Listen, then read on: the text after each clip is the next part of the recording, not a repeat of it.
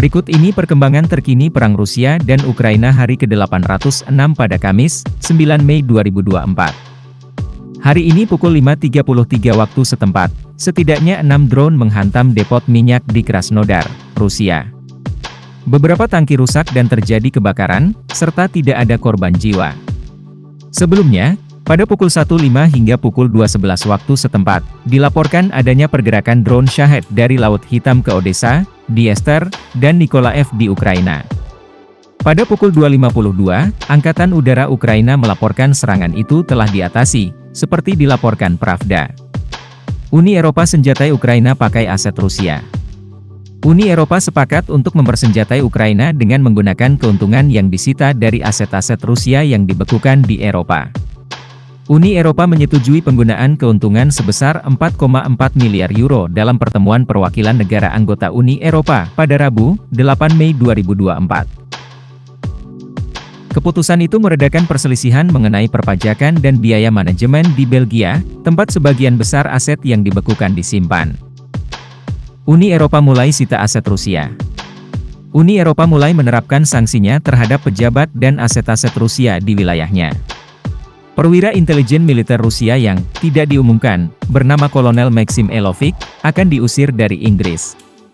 James Cleverly, Menteri Dalam Negeri Inggris, juga mengumumkan penutupan beberapa kantor diplomatik Rusia sebagai pembalasan atas aktivitas jahat di Inggris dan Eropa.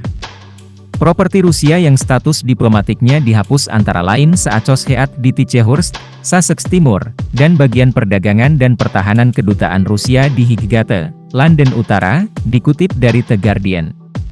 Ukraina tembak 59 dari 76 serangan Rusia. Angkatan Udara Ukraina mengatakan pihaknya menembak jatuh 39 dari 55 rudal dan 20 dari 21 drone.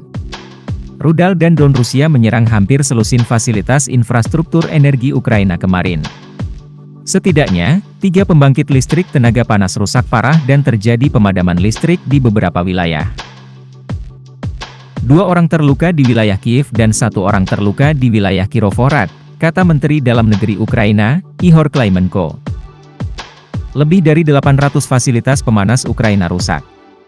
Perdana Menteri Ukraina, Denis Shmyhal, memperkirakan lebih dari 800 fasilitas pemanas telah rusak. Selain itu, diperkirakan 8 GW pembangkit listrik hilang sejauh ini. Pemerintah Ukraina diperkirakan membutuhkan $1 miliar untuk mendanai pekerjaan perbaikan tersebut. Ukraina akan mobilisasi narapidana untuk perang.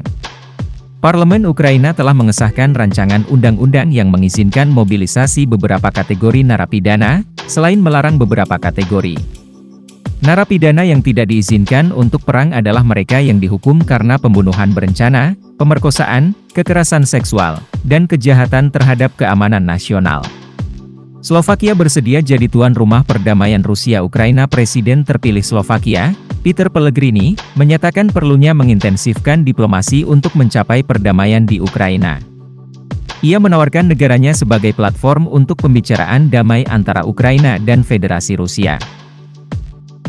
Hal ini ia sampaikan saat perayaan peringatan 79 tahun berakhirnya Perang Dunia Kedua di Eropa, lapor Suspilne.